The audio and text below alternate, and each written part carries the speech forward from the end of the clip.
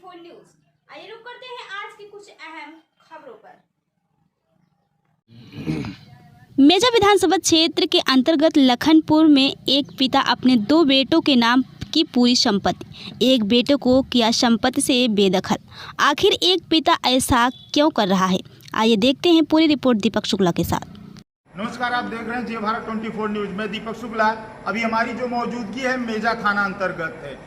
एक समय था जो कि सोशल मीडिया पे एक वीडियो जो है जमकर वायरल हो रहा था तहसील का, जो हमारे सामने जो कैमरे में दिख रहे हैं, ये चिल्लाते हुए नजर आ रहे थे कि हमारी जो है जमीन जो है कब्जा किया जा रहा है हमारे भाई के द्वारा।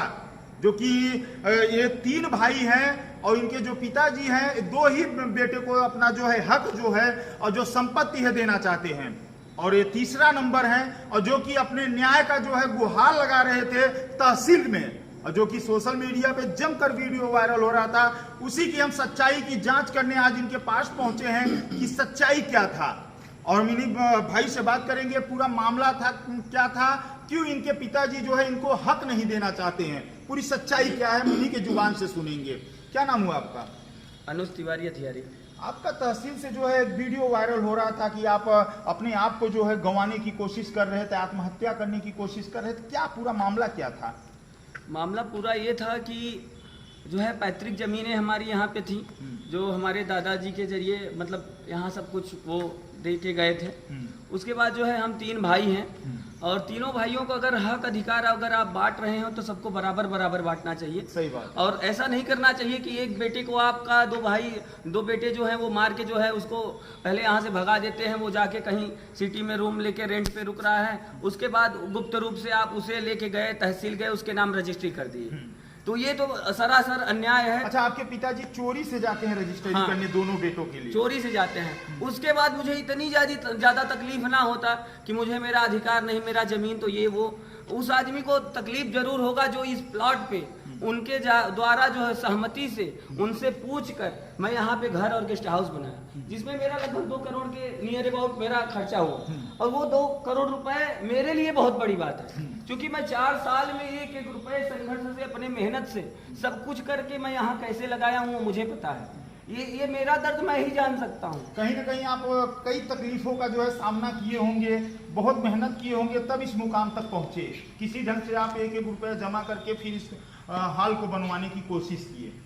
अब तकलीफों का सामना एक नहीं कई सारे तकलीफों का सामना करना पड़ा है, लेकिन उससे मैं कभी डरता नहीं था, कभी भय नहीं खाता था। लेकिन इस समय जो हमारे सामने तकलीफ है उससे मैं डर भी रहा हूं, और मुझे लग रहा है कि मेरे पास कोई ऑप्शन नहीं है, क्योंकि ये लड़ाई मेरे परिवार के साथ है, मेरे सगे भाई के साथ है, मेरे पिता के साथ है। तो मैं उनसे कैसे लड़ूं? ना उनके ऊपर मैं हाथ छोड़ सकता हूं, ना उनसे विवाद कर सकता हूं, ना कुछ कर सकता हूं।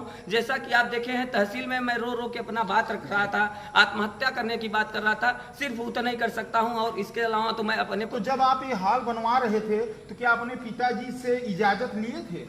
अगर इजाजत नहीं होती, सहमति नहीं होती, तो इतना बड़ा बिल्डिंग सामने और ये गेस्ट हाउस एक दिन में नहीं 4 साल में बना है। तो फिर आपके पिताजी जब ये 4 साल में आप बनवाते हैं 1-1 रुपए जमा करके, तो फिर ऐसा क्या दिन आ जाता है कि आपके दोनों भाई जो है आपके दुश्मन बन जाते हैं और आप उनके जो है दुश्मन बन जाते हैं? मैं दुश्मन नहीं बना हूं, ना दुश्मन वो मुझे मानते हैं। बस ये क्या है कि नीयत खराब हो जाना।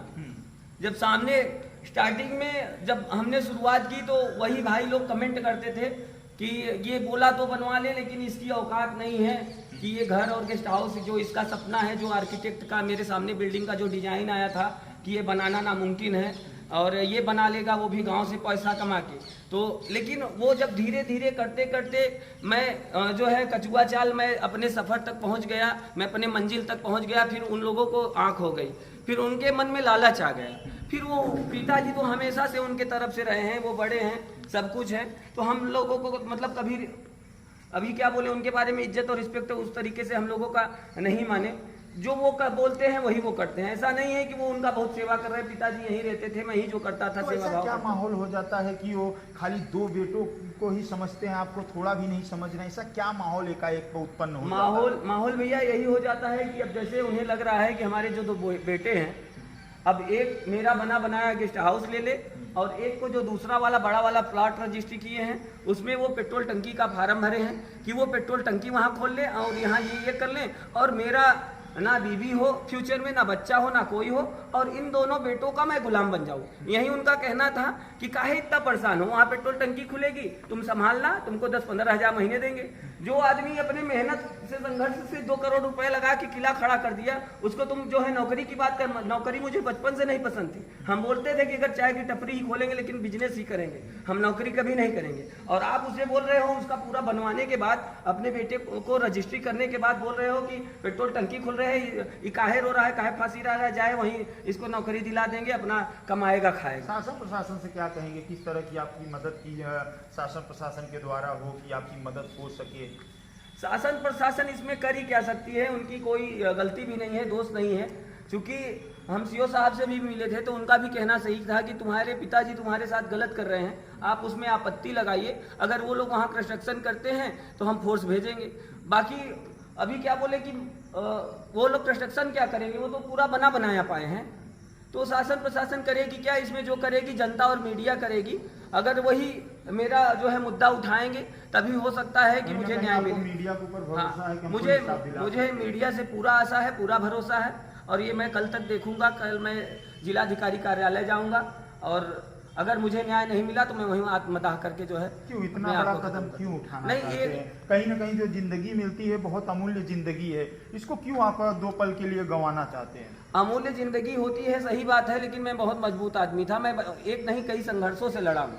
मैं पहले वहीं नासिक रहता था, मैं 6 साल अपना प्लेटफॉर्म बनाया, कमाया, करोड़ों रुपए इनको दिया, लेकिन 6 साल बाद मुझे वहाँ से मार के यहाँ भेज दिए।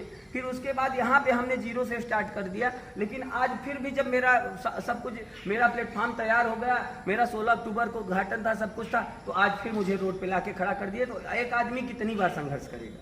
मेरी माँ नहीं है इसलिए मेरे साथ जो हो रहा है, क्योंकि आज तक जो भी मैंने रहता था, जो भी हमारा घर परिवार बहुत अच्छे से चलता था, वो मेरी माँ थी, वही चलाती थी।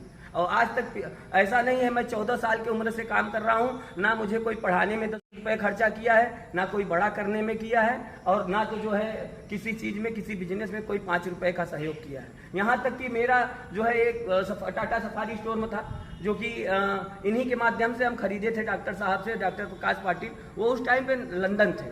तो हम इनको पैसा पेड कर दिए, उनके पीए से जो है सफारी स्टोर में लिए, मुझे दिए, और ये इसलिए मुझे वो खरीदवाए, इसलिए जो सजेस्ट किए, क्योंकि उनके हॉस्पिटल में काम करवाए थे, इनका 5-5.5 लाख रुपए बाकी था। तो उसके बाद जो है वो सफारी स्टोर में जो है ये हमसे 8 लाख रुपए ले लिए, उनको 5-5.5 के बाद 2.5 लाख उनको वापस करना था, ये किए नहीं। तो आज तक डॉक्टर साहब ने गाड़ी नहीं ट्रांसफर किया, ठीक है। वो गाड़ी भी डॉक्टर साहब सोचते हैं कि सत्यम का ही है, चूंकि वो खरीदा है। और उसके बाद यहाँ था तो उनको पता है कि अगर हम फोन करेंगे तो डॉक्टर यही बोलेंगे कि सत्यम का। वो गाड़ी भी लेके भाग गए।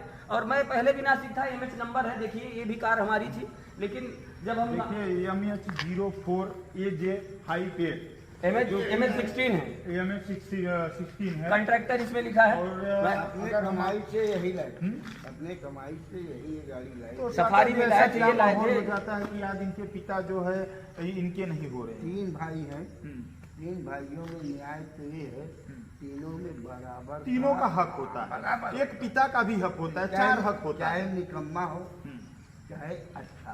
आप लोग भी यहाँ हैं, आप बताइए कि यहाँ पूरा कंस्ट्रक्शन कौन किया है? तो कहीं ना कहीं इनके पिताजी जो है 2 तरफा जा रहे हैं। सारी कमियां उनके पिताजी के, बाकी और किसी की बाजी वो जैसा मंत्र सोचते हैं वैसा होता है। जब पिता भाई तो बेईमान होते ही हैं, लेकिन सब जगह पिता न्याय करते हैं। जो पैदा करने वाले हैं वही हमारे भगवान हैं। भाई का हक तो आपने सुना होगा कि खा लिए, बेईमानी कर लिए, लेकिन न्याय करने वाला पिता होता है। सारा समाज थूक रहा है, सारा वो बोल रहा है, लेकिन इन लोगों को लाज शर्म है नहीं, क्योंकि पता है कि इज्जत वही बनाया है।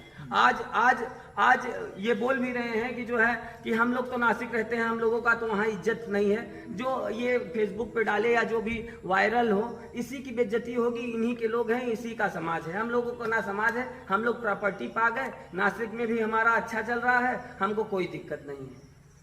देखिए आज एक बेटा जो है एक बात हमारी और भी सुनिए, बताइए। बगल में आपका मेजा पब्लिक है, हमारे छोटे भाई हैं अमरेश चंद तिवारी, उनको 30 साल का हम लोगों 6 भाइयों के बीच में रहते हुए 30 साल का एग्रीमेंट कि आप बिजनेस करिए। अगर इन्हीं को अगर 10 साल के लिए मौका दे दिया जाए, सही बात, इसका क्या तो तैयार हो सकता है, लेकिन लेकिन मौका मेहनत देंगे तो एक बात तो उसका ट्रायल तो करिए।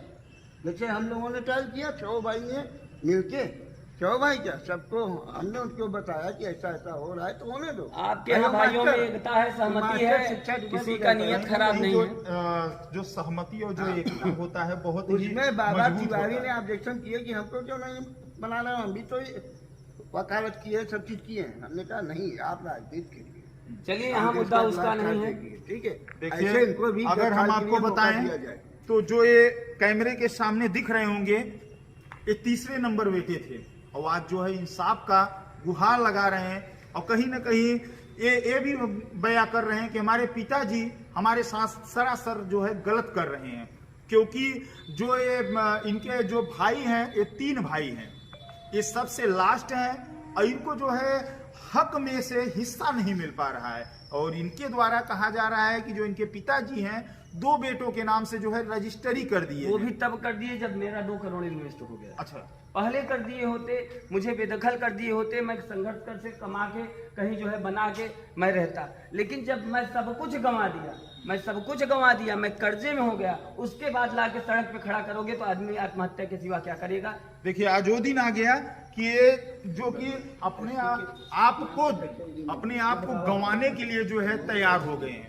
कहीं ना कहीं जब कोई तकलीफ माइंडेड इतना है कि जो है जैसे ही आज पिताजी इनको रजिस्ट्री कर रहे हैं, उसके अगले दिन ही अपने एक सुपरवाइजर को, जो कि हरिजन कास्ट का है, नासिक का रहने वाला है, उसको तुरंत बुला के उसके नाम 20 साल का एग्रीमेंट कर देते हैं, ताकि बाद में समाज के और दबाव में और किसी के दबाव में मैं इनको रजिस्ट्री वापस ना कर पाऊं। 20 साल का आधिकारिक प्रूफ उसका हो गया। हाँ, रजिस्टर्ड एग्रीमेंट कर दिए। इस वजह से कि मैं तो आता जाता रहता हूँ, समाज के दबाव से मुझे देना ना पड़ जाए, बदलना ना पड़ जाए, इसलिए उसको 20 साल का, क्योंकि रजिस्टर्ड बिना एग्रीमेंट टूटे रजिस्ट्री नहीं होती है। रजिस्ट्री लगाने का फिर से दोबारा दोहरा। देखिए आज ये बेटा जो है बयां कर रहा है अपने दर्द को, और दर्द को बयां क्यों नहीं करेगा, क्योंकि 3 जो पिताजी थे उनके 3 बेटे थे और 3 में से जो है 2 को हक देते हैं और 1 को जो है नहीं देते हैं। और आज ये जो है दर दर भटक रहा है और अपनी मेहनत और ईमानदारी के साथ जो है ये मुकाम जो है हासिल किया था, आपके कगार पे चल रहा है और आज ये जो है इंसाफ की मांग कर रहा है। ये लोग किस तरीके का, जितने भी इस वीडियो को देख रहे हो ज्यादा से ज्यादा शेयर करिएगा और कमेंट करके जरूर बताइएगा कि इनके साथ जो है इनके पिताजी इंसाफ कर रहे हैं कि अनसाफ कर रहे हैं, क्या इनको हक मिलना चाहिए कि नहीं मिलना चाहिए। आप देख रहे थे जय भारत 24 न्यूज में दीपक शुक्ला, प्रयागराज।